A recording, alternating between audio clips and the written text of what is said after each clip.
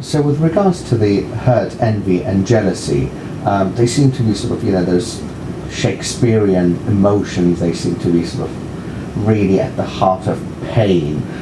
Can you tell us where people normally feel, under what circumstances they feel the emotion of hurt?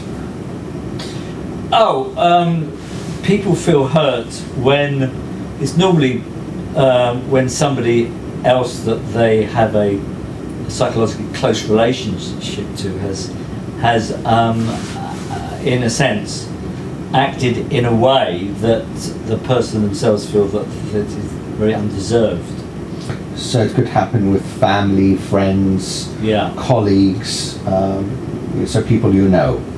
Yes, in a sense, people who are highly sensitive may experience this emotion with people that they are really not very close to as well. But it's normally an emotion that emerges in the context of psychologically close relationships.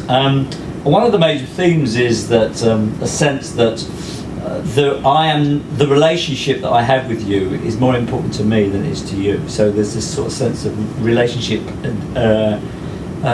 devaluation, in the sense of hurt, and that hurt can, in a sense, be either or a combination of ego hurt, when you kind of think that this relationship devaluation proves to you that not only are you less important to this other person, that makes you less important as a person.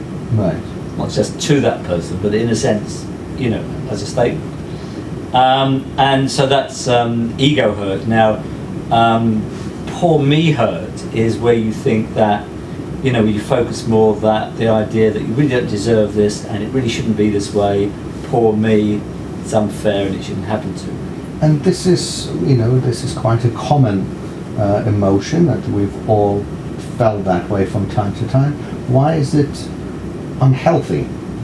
Well, any emotion is unhealthy if you experience. Well, first of all, even a brief experience of an unhealthy emotion can be dangerous. Think of anger. If you may have a brief unhealthy flash of anger, you can kill somebody. So even that. But if we put that aside, I think an emotion unhealthy is where you get stuck in that, in the sense of that you have an episode which you can't get out of, or if this is a recurring theme in your life, that in a way, you feel hurt a lot, you feel jealousy a lot, you have in a sense a chronic problem. Your relationships are defined to some degree, to some large degree, by this emotion. And anybody who's ever lived with somebody who has a chronic jealousy problem will actually test that initially, yes, their interest in me may be a sign that they care, but really it's a sign that they want to restrict me, etc., etc. How would a person who experiences a lot of hurt normally tend to behave in relationships? Well, there would be a lot of the shutting down of communication, that's mainly. And there will be periods of what is commonly called sulking. Although that's a term that people find it difficult to own up to. You say to somebody, do you sulk? And they say no, because in their mind it's sort of like a childish thing. And then you ask them the question, well, do you ever kind of not want to talk to somebody and you just want to kind of, have the sense that they, by you not talking to them, that they should know that they've hurt you in some way? Oh, yes, that's all the time. Well, that's sulking, but they don't like to admit to that. It's really marked by the extended breaking down of a communication. When it becomes, really problematic, is that either you can't get out of that yourself, or the other person really can't get out of that easily. They may be able to eventually kind of weigh you down, but so it's that sort of. But also, hurt and anger are quite linked together. So you might actually react to hurt with anger, because in a way, in the same way as an animal, when it's been wounded, it's most dangerous in terms of being attacked.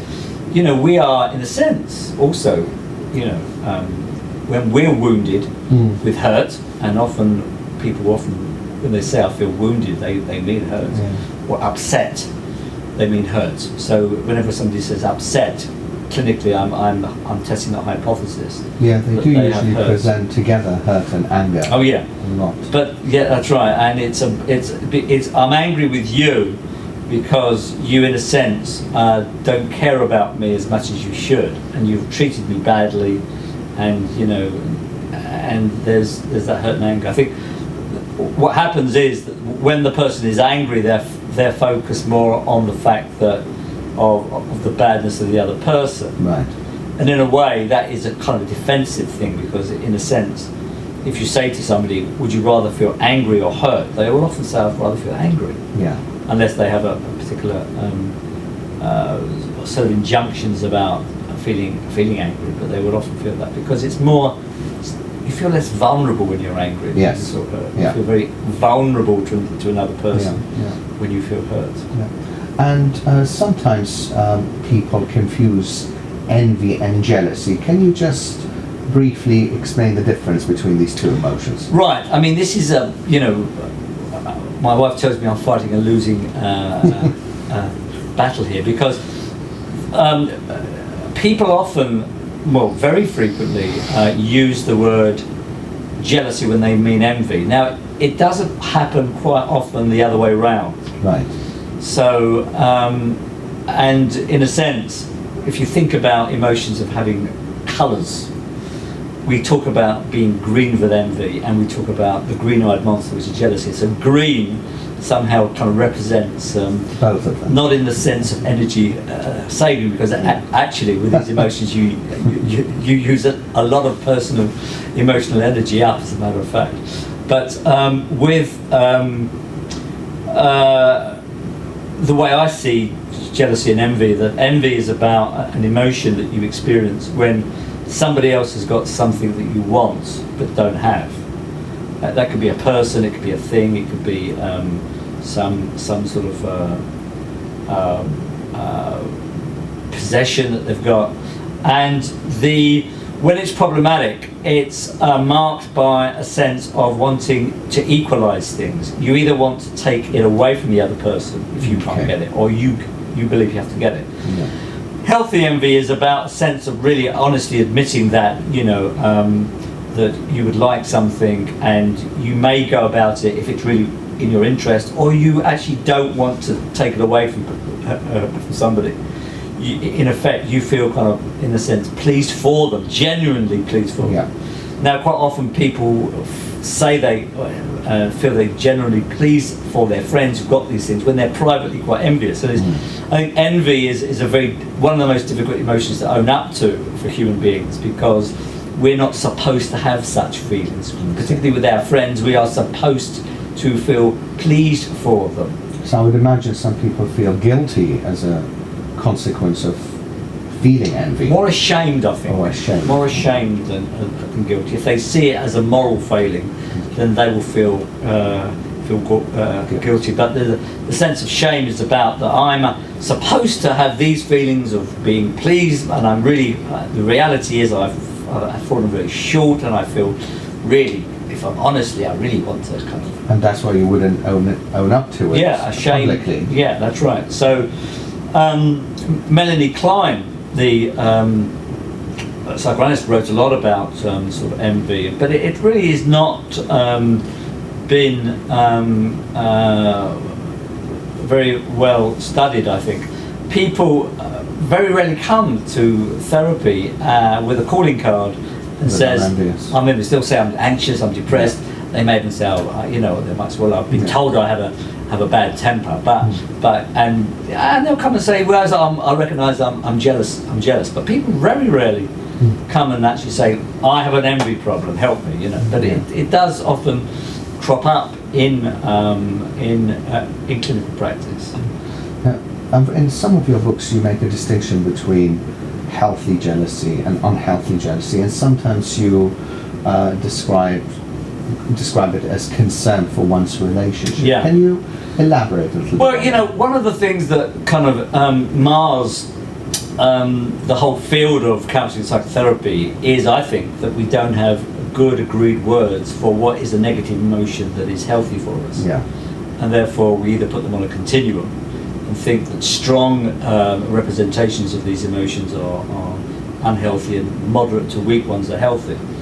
But I think jealousy in a way is kind of different from the other emotions in this sense, that in a way I see unhealthy jealousy is in a sense a frequent kind of sense that one's relationship is under threat, and that one has to be constantly vigilant. Right. And that healthy jealousy is when you actually have evidence that it is under threat, and yet it doesn't, you know, destroy you or actually destroy your sense of self. But it is a matter of concern for you, and you need to address it.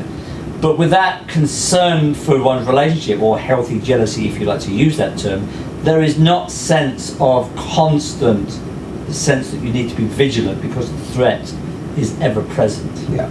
I understand. Well, thank you very much, Professor Dryden. Really explains it very clearly. Good.